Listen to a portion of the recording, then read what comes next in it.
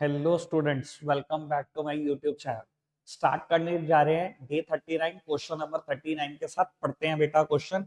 ये question accountancy का question है और सीबीएसई सैंपल क्वेश्चन पेपर 23-24 का पार्ट था। पढ़ते हैं जी। Calculate goodwill of the firm on the basis of 3 year purchase of the weighted average profit of last 4 year। The profit for the last 4 year were. बेटा number of year purchase 3 है और पिछले 4 साल के वेटेड एवरेज प्रॉफिट के basis पे आपको calculate करना है। 31 मार्च 20, 21, 22 और 23 के प्रॉफिट गिवन है।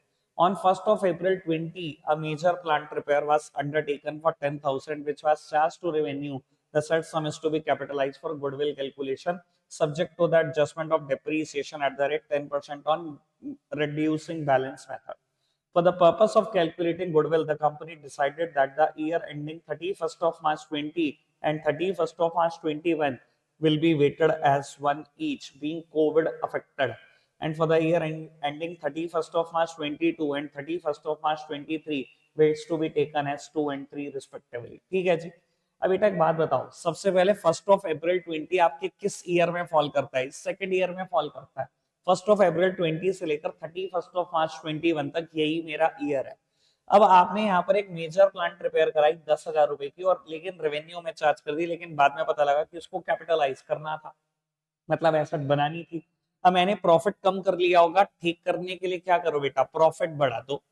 प्रॉफिट बढ़ा दिया आपने, मतलब उसको एसेट बना दिया। अगर एसेट बना दिया तो 10% डैप लगाना है डब्ल्यूडीवी मेथड पर। लगाओ जी डैप। पहले 10,000 का डैप लगा होगा, फिर 9,000 की वैल्यू पर डैप, फिर 8100 की वैल्यू पर डैप।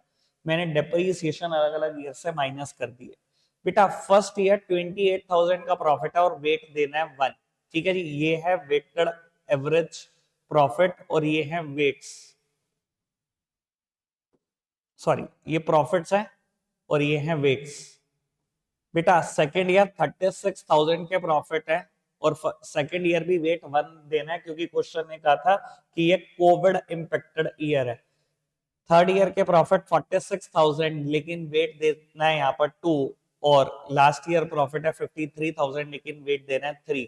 तो यहाँ से हम कैलकुलेट कर सकते हैं वेटेड एवरेज प्रॉफिट। ठीक है जी, मल्टीप्लाई कर दो 28,000 मल्टीप्लाई कर देते हैं 36,000, 46,000 multiplied by the weight 92,000, 53,000 multiplied by the weight, ये आ गया 159,000। इसको डिवाइड करना मत बोलना वेट से। टोटल वेट कितने का है? 7 है। टोटल वेट है 7। अगर मैं इन सारे प्रॉफिट को 7 से डिवाइड कर दूं तो मेरा वेटेड एवरेज प्रॉफिट निकल कर आता है। अभी इन दोनों को कैलकुलेट करो, ये 64, 92 एंड 159।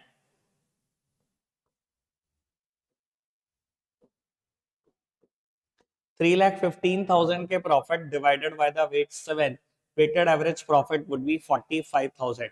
अब आप गुडविल निकाल सकते हैं। गुडविल का फॉर्मूला लगा देना, weighted average profit multiplied by number of year purchase.